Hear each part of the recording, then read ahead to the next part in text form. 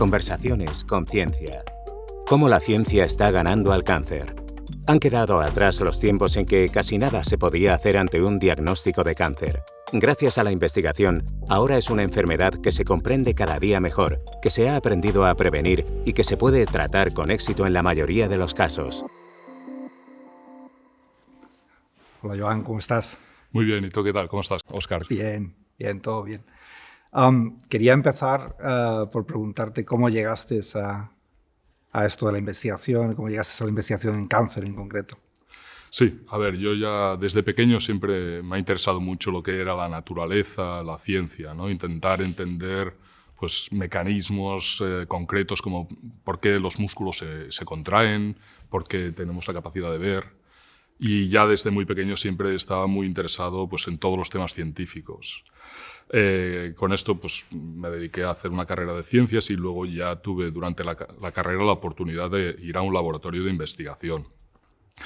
Al principio era investigación lo que llamamos básica, ¿no? Muy molecular, pero siempre tenía el interés de ver si podía ayudar a cuestiones más biomédicas o médicas, ¿no? Y tuve la oportunidad de hacer un doctorado asociado a diabetes en este caso, y después de hacer el doctorado decidí cambiar de tema y dedicarme al cáncer, ¿no? Y esto lo pude hacer en el extranjero. Tuve la oportunidad de ir al Memorial Sloan Kettering Cancer Center en Nueva York, estuve 6 años allí con el doctor Massagué, y fue la oportunidad de realmente aprender lo que yo llamo oncología molecular, ¿no? Los mecanismos moleculares que están involucrados en cáncer. Después de estos 6 años tuve la oportunidad de volver a España, en concreto a Barcelona, al Hospital Vall d'Hebron, donde pude desarrollar pues, todo lo que había aprendido.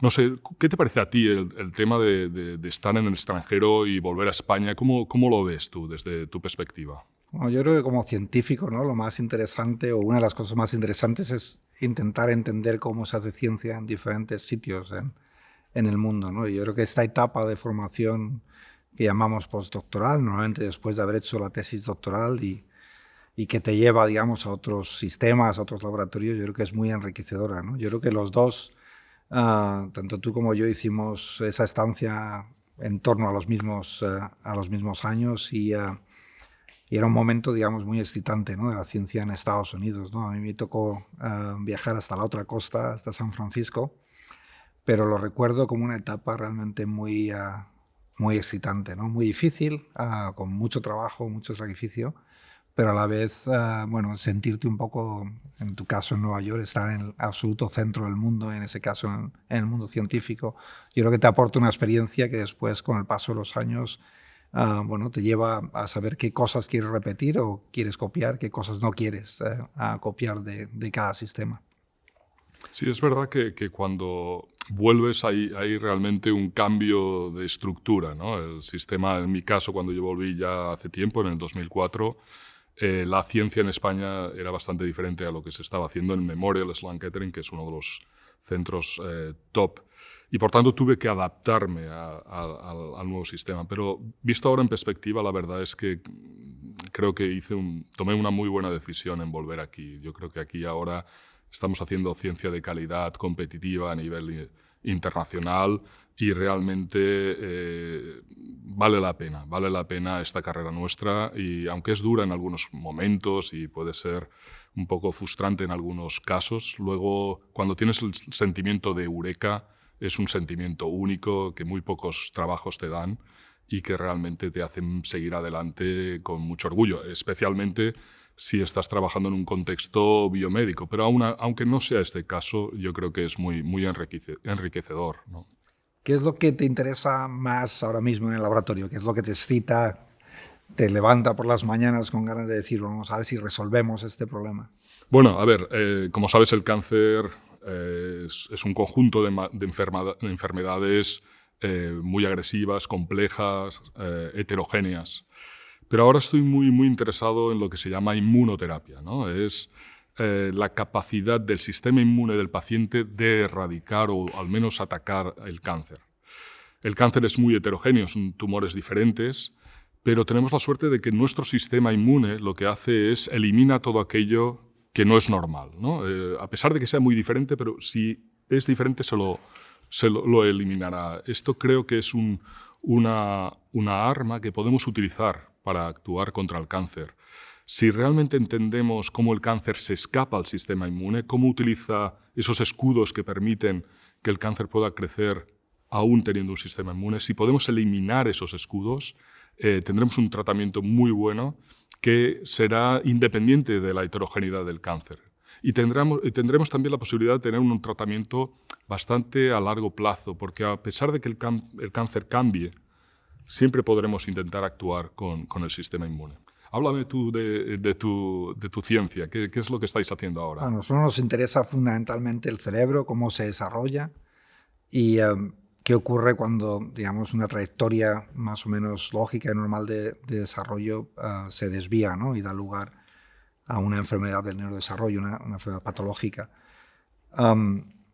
Así que, de alguna manera, sé que tu trabajo está muy relacionado también con el cerebro. Nos interesa, digamos, como target, como diana, el mismo órgano, ¿no? Nosotros seguimos fascinados por entender cómo construimos este órgano tan increíblemente y complejo, ¿no? Que nos permite mantener esta conversación aquí y pensar cómo vamos a solucionar este tipo de problema tan complejo, ¿no?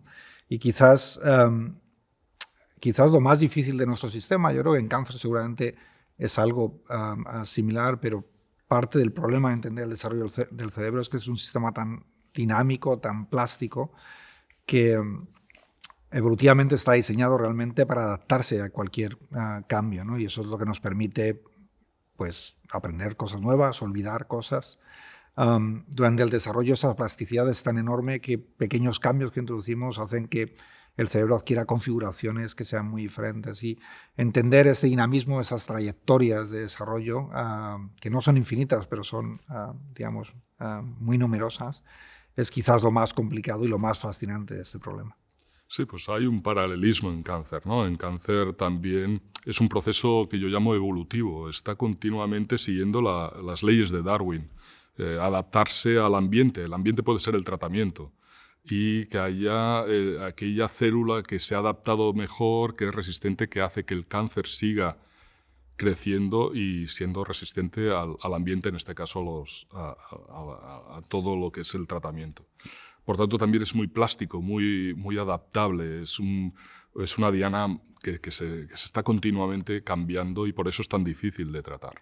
Y por otro lado, el hecho de que sea un tumor cerebral hace que tenga unas características únicas que no se dan en otros órganos. El hecho de que tiene células propias del cerebro, ¿no? Las neuronas, los astrocitos, la microglía, hace que sea diferente, hace que el sistema inmune, precisamente, que es lo que estamos estudiando, sea también diferente, por el hecho de que el cerebro tiene un sistema inmune muy peculiar, y luego hace que el impacto del cáncer sea terrible para el paciente, porque estás actuando sobre un órgano que es el que te da el ser, ¿no? De cómo eres como persona, viene también determinada por el cerebro. Es un tipo de tumor que lamentablemente no está muy estudiado, quizá por la dificultad de obtener muestras del tumor, por el hecho de que está en el cerebro y por tanto es muy difícil, es muy invasivo obtener muestras, y que puede ser muy agresivo, como en el caso del glioblastoma. Entonces, es algo que yo creo que la sociedad tiene que apoyar esta investigación, porque por poco que hagamos, siendo un tumor tan agresivo, si hacemos un avance, eso tendrá un impacto muy grande en los pacientes con tumor cerebral. ¿Tú crees que, hablando de visibilizar, tú crees que el premio de la Fundación Banc Sabadell ha tenido un impacto muy importante en ese sentido, tanto en tu carrera como en el resto de la sociedad, al entender, el visibilizar todos estos problemas, este tipo de investigación? ¿Crees que ha sido algo importante? Fundamental. Yo creo que este premio, que además en mi caso fue muy pronto en mi carrera, me dio la posibilidad de, primero, visibilizar lo que estábamos haciendo, pero sobre todo empezar a hacer que la sociedad entienda lo que es la ciencia, ¿no? y la relevancia de la ciencia. Quizá hace bastantes años no se entendía tanto lo que era la ciencia, y quizá cuando yo hacía un doctorado, pues mi vecina, me acuerdo, me decía, ¿pero qué quieres, ser profesor? No entendía el concepto de ciencia, y el premio Banc Sabadell yo creo que es fundamental para esta visibilidad y también, ¿por qué no?, para motivar al científico. A ver, la verdad es que el hecho de ver que la sociedad aprecia y pues premia el esfuerzo que estás haciendo, pues es muy, muy bonito y te hace trabajar aún más. En este sentido, también quiero remarcar el hecho de que en España y en Cataluña hay un aumento también del apoyo filantrópico a la ciencia. Y esto es algo que en otros países como en Inglaterra, Estados Unidos o el Reino Unido es fundamental. Y aquí estamos empezando. La sociedad entiende lo que es la ciencia y quiere apoyarla y hace que pues, se desarrollen pues, todo el tema de proyectos importantes para avanzar en la ciencia, que en mi caso pues, pueden mejorar la vida de los pacientes, pero también que dan lugar a una fuente de riqueza, porque la ciencia puede generar pues, trabajos de alta calidad, conocimiento que puede ser transferido y hacer que la economía del país sea mejor.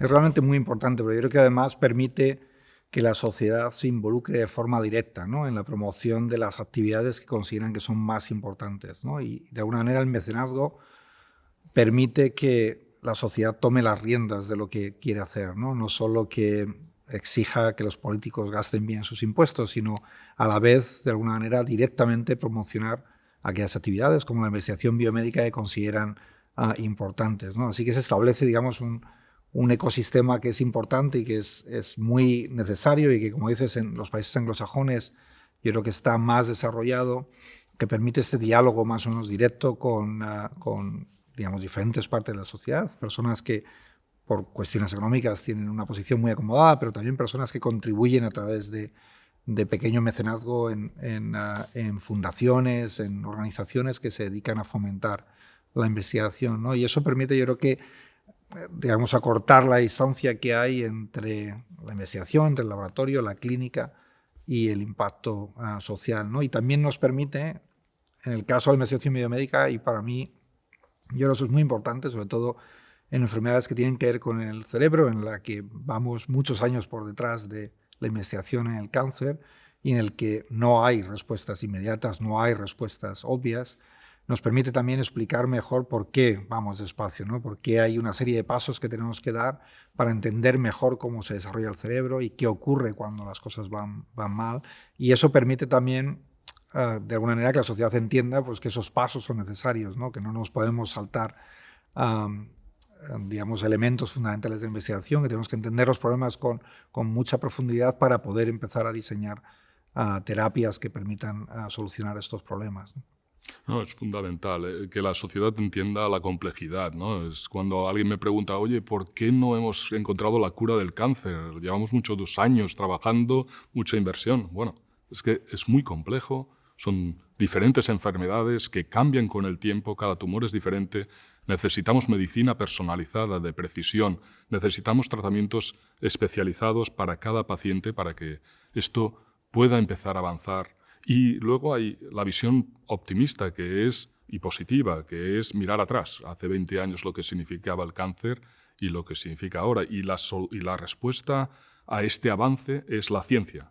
Todos los fármacos actuales vienen derivados de una experimentación científica que nos permite entender primero y luego intentar arreglar, entre comillas, a través de los fármacos. Yo utilizo el cáncer con frecuencia como modelo, digamos, porque ilustra muy bien cuál es el camino también en nuestro campo, ¿no? Es decir, bueno, si echamos la vista atrás, efectivamente entendemos cómo a través de inversión, reclutar talento y ponerlo a trabajar en un problema concreto es capaz de solventar hoy en día un montón de tipos diferentes de cánceres que antes no tendrían curación y que hoy por hoy sí se puede intervenir en ellos, ¿no? En nuestro caso, en las enfermedades del cerebro, todavía hemos tenido que luchar con el estigma que suponen, ¿no? Por lo que decías antes, ¿no? Como el cerebro realmente define exactamente quiénes somos, es nuestra personalidad, es nuestra forma de ser, es algo tan elemental, somos esencialmente nuestro cerebro. Todavía existe un gran estigma negativo respecto a las enfermedades del sistema nervioso, especialmente aquellas que aparecen durante el neurodesarrollo, durante los primeros años de nuestra vida y que no nos han permitido quizás recabar toda la financiación que es necesaria para estudiar un problema tan complicado. Y el cáncer claramente nos muestra cuál es el camino, ¿no? Así que aunque vayamos años por detrás, digamos, hay un mensaje muy optimista de que realmente con recursos y con talento se pueden solucionar estos problemas. En este caso, en nuestro campo, tenemos un desafío muy, muy importante y me pregunto si vosotros también, que es la prevención. Es decir, la mejor terapia es prevenir el cáncer y en el caso del tumor cerebral todavía no sabemos la causa. Podemos saber que melanoma pues, está asociada a irradiación solar, por supuesto el tumor de pulmón deriva del tabaquismo y otros, pero en el caso del cerebro no sabemos cuál es la causa y si conocemos esa causa podríamos prevenirlo. Ahora, el problema es que normalmente estas causas están disociadas de la aparición del tumor por muchos, muchos años y a lo mejor también en problemas de desarrollo. Y es lo que nos está complicando un poquito la investigación. Nosotros estamos investigando intensamente en este tema, pero es un tema muy difícil. Me pregunto si en vuestro campo tenéis algo en este sentido. Es un poco el mismo concepto, ¿no? Esta idea de que cada vez sabemos mejor cuáles son las causas genéticas de muchos de esos trastornos. Sabemos que en aquellas enfermedades que aparecen relativamente temprano en el desarrollo, pero incluso otras que clínicamente no son diagnosticadas hasta pues, al final de nuestra adolescencia, ¿no? La psicosis, la esquizofrenia es muy frecuente digamos, al final de nuestra adolescencia, los primeros años 20. O sea que hay un periodo muy grande de tiempo desde que nacemos, obviamente, hasta que surgen este tipo de enfermedades y sin embargo sabemos que tienen una base genética muy, muy importante, ¿no? Esos genes lo único que son, digamos, planos, son información que nos permiten construir el cerebro, ¿no? Y son estas desviaciones, son estas trayectorias, que son un poco como las trayectorias vitales de los científicos, en este caso las trayectorias vitales de los cerebros, ¿no? Y cómo configuran un cerebro que de alguna manera es menos resistente a según qué cambios, a según qué estrés, a según qué condiciones sociales, ¿no? Y que no nos permiten adaptarnos a vivir de forma más o menos normal. Este dinamismo que observáis en los tumores, en cáncer, ocurre también en las enfermedades del desarrollo del cerebro y hacen que sea muy complicado saber en qué momento estás en esa trayectoria y seguramente va a influir a la hora de decidir cuándo podemos intervenir y de qué manera podemos intervenir. Seguramente hay enfermedades que podamos intentar tratar muy temprano, otras que tengamos que coger a medio camino, otras que tengamos que esperar para poder tratarlas de una manera muy indirecta, seguramente de una manera muy diferente a cuál ha sido su origen, ¿no? Estas trayectorias, ¿no? Este dinamismo es lo que hace que el problema sea tan complicado, ¿no? Y todo en biología es adaptable, es moldeable, es plástico y lo hace todavía más complejo. Escuchándote he estado pensando que realmente nuestros campos también solapan de alguna manera, porque por ejemplo hay trabajos muy interesantes en donde ven que el cáncer molecularmente puede estar afectando pues, las características neurológicas del paciente, ¿no? Sobre todo depresión y otro tipo de características.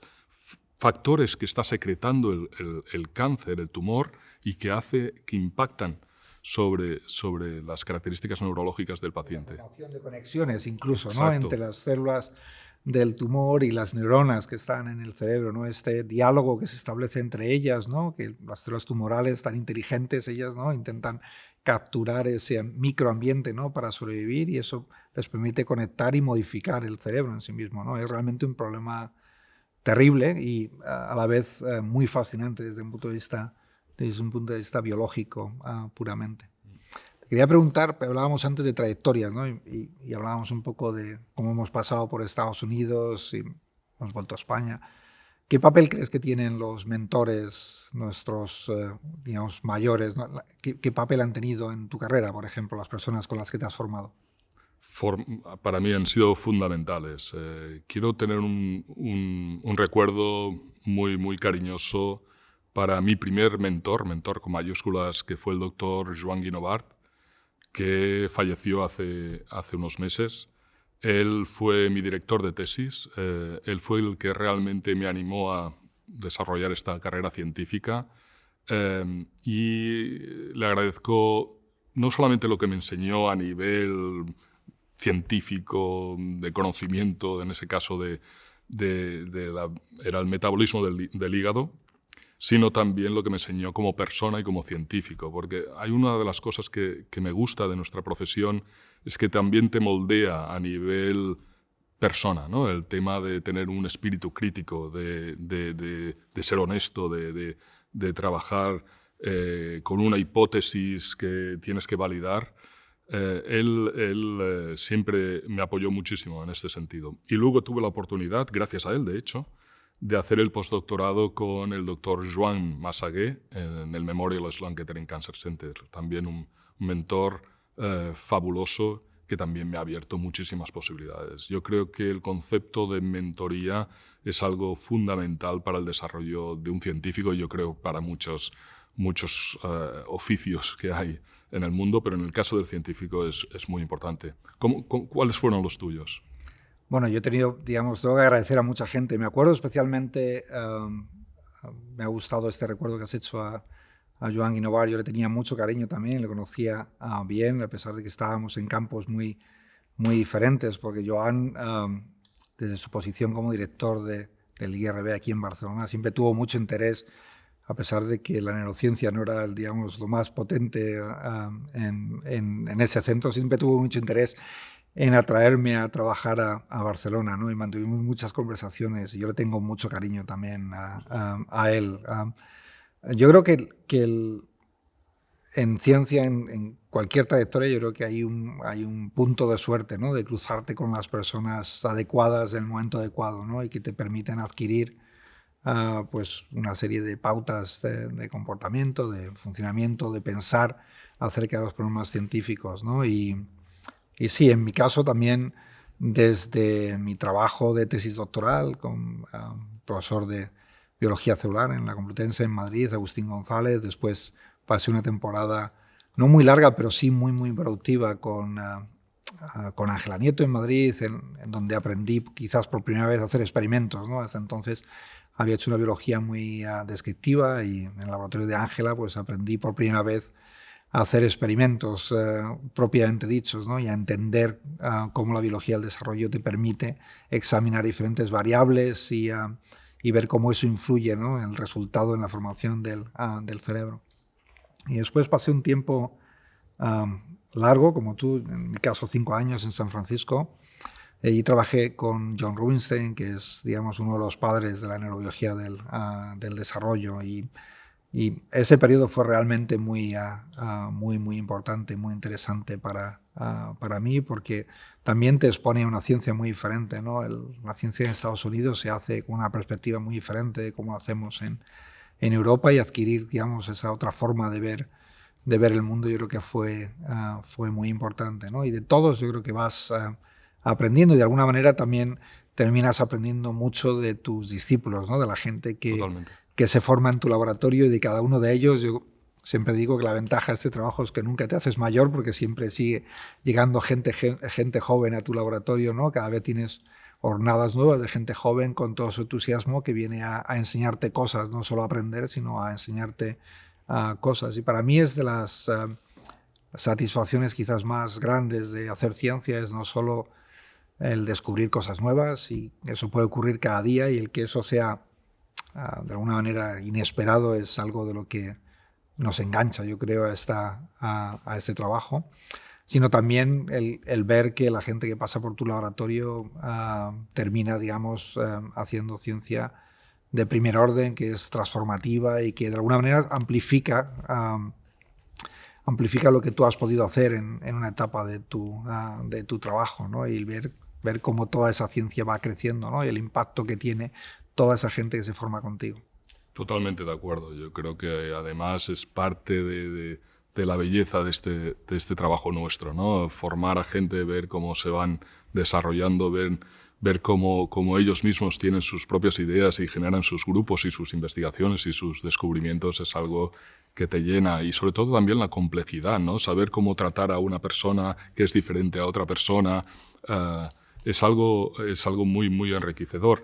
Y estaba pensando que el hecho de que nosotros tuvimos la suerte de tener buenos mentores, también ellos nos enseñaron a ser mentores con respecto a nuestros discípulos, si se pueden llamar así, ¿no? Y yo creo que es un círculo virtuoso en el cual, pues, de esta manera podemos desarrollar buena ciencia y no solamente pensemos en descubrir y entender, sino que a lo mejor en algunos casos podemos aplicar esa ciencia a cuestiones concretas que puedan mejorar la sociedad y entonces hacer una sociedad basada en el descubrimiento científico que nos haga más humanos y más adaptados a nuestro ambiente, ¿no? Cuéntame un poco de tu faceta de emprendedor, ¿no? Porque sé que llevas un laboratorio, das clases, pero tienes esa otra parte que a mí me parece fascinante, que encima sacas tiempo para emprender. ¿Qué te llevó a eso y, digamos, cómo te sientes con ese sombrero diferente? Sí, esto deriva sobre todo de mi estancia en Nueva York, ¿no? Allí era una cultura que la tenían pues mis colegas, la gente que tenía mi edad, lo tenían muy, muy claro, ¿no? Investigar, entender, pero si había algo que podía desarrollarse en un fármaco, en este caso, porque estábamos en el contexto de un centro biomédico, pues ¿por qué no intentar desarrollarlo? Y fue allí donde pues un poco tuve esta especie de infección para la emprendeduría y sí, la verdad es que montamos una empresa a través de una patente que habíamos generado cuando vimos que entendíamos en un subtipo de tumor cerebral qué es lo que estaba fallando. Una vez lo entiendes bien, dices, ¿cómo lo podría arreglar, ¿no? Diseñar un fármaco para arreglar, entre comillas, esa disfunción. Y luego, claro, ese fármaco se tiene que desarrollar, se tiene que hacer toxicología, farmacología, producción, todos los procesos regulatorios.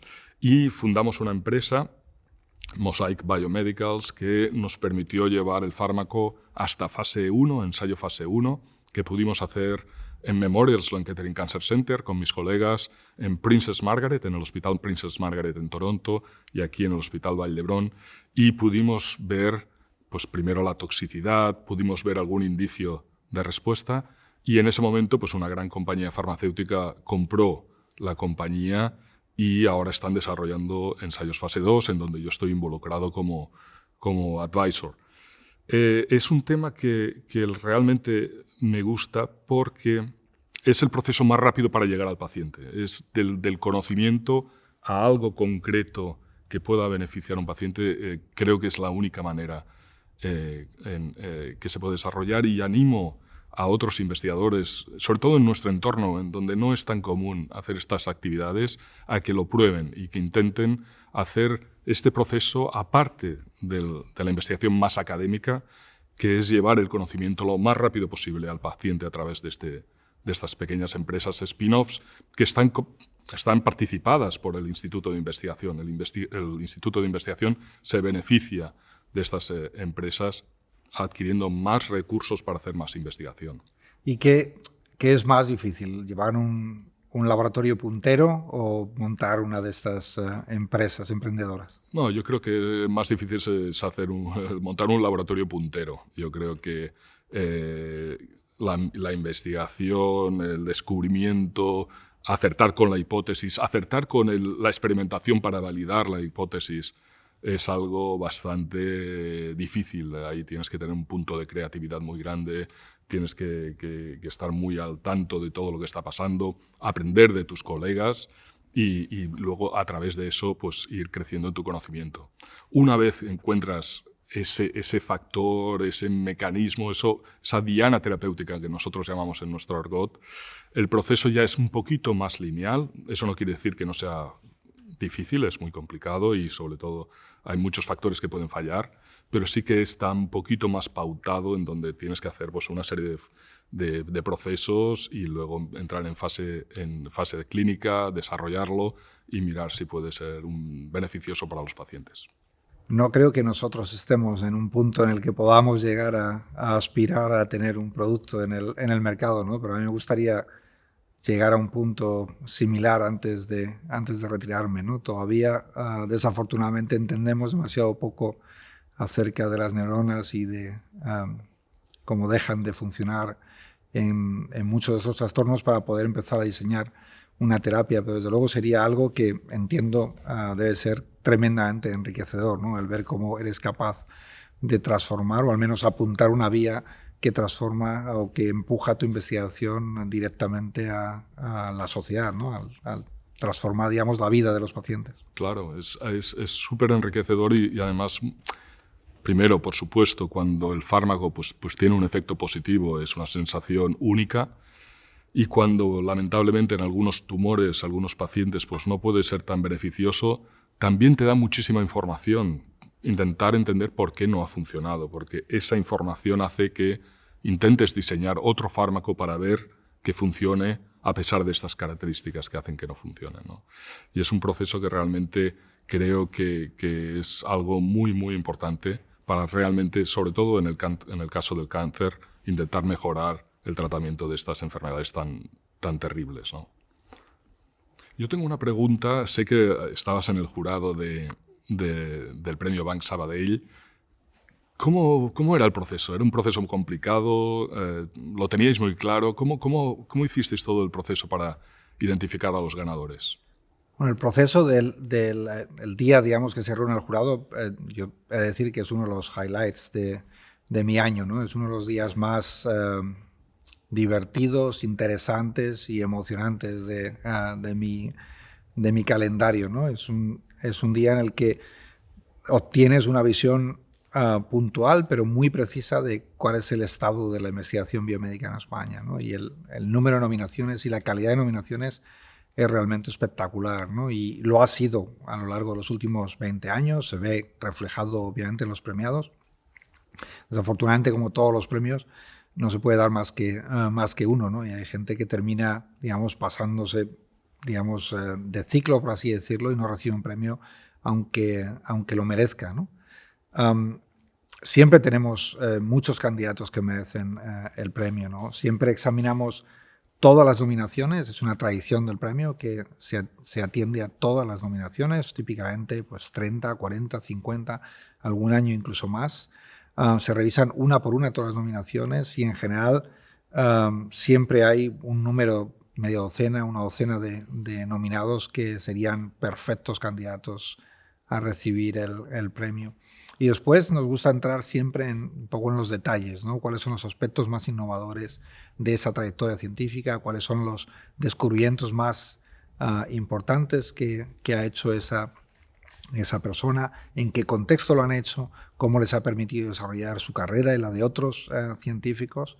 Como te digo, es un proceso realmente muy reconfortante, porque a lo largo de todo este tiempo lo que hemos visto es que de alguna manera el nivel no solo se ha mantenido, sino que incluso va aumentando, ¿no? Y cada año te sorprende pues, cuando ves nuevas nominaciones, la cantidad de gente brillante que se forma en España, que pone en marcha laboratorios en España.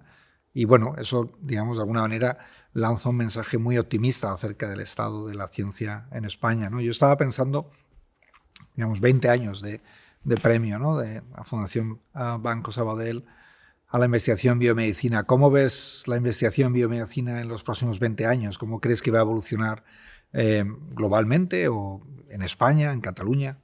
Pues yo lo veo muy, muy bien. Esto es lo que digo a mis alumnos, ¿no? Yo soy profesor de la Universidad Autónoma de Barcelona y yo creo que es un campo que va a crecer muchísimo. Es lo que estábamos hablando, ¿no? Estamos un poquito en el vértice del iceberg, en el contexto de entender los mecanismos moleculares y tener la capacidad de actuar e intentar modificar pues, los procesos que no están funcionando bien, ¿no? Y esto va a ser algo que tiene que explotar y hacerlo pues, cada vez mayor. Me gustaría pensar que en nuestro país podremos participar de este proceso que yo veo clarísimo, y animo también a la gente joven que bueno, desarrolle sus vocaciones, que no tenga miedo y que dentro de la ciencia, si le interesa la ciencia, pues también explore la posibilidad de desarrollar una carrera en biomedicina, en donde yo creo que tenemos un futuro bastante bueno. Claramente, si tenemos el apoyo de la sociedad, y entronco con lo que comentábamos al principio, ¿no? El concepto de que la sociedad tiene que entender lo que es la ciencia y tiene que apoyarla para que se pueda desarrollar. Pero si se dan esas condiciones, podemos hacer algo muy, muy bueno. Fantástico. Creo que estamos llegando al final de nuestra conversación. Ha sido realmente un placer hablar contigo y bueno, espero seguir viendo mucho de tu investigación y seguro que tenemos alguna posibilidad de hablar más acerca de tumores y cerebro en el futuro. Correcto. Oye, un placer hablar contigo, como siempre. Tenemos que seguir en contacto, a ver si podemos hacer alguna colaboración. Yo creo que puede ser.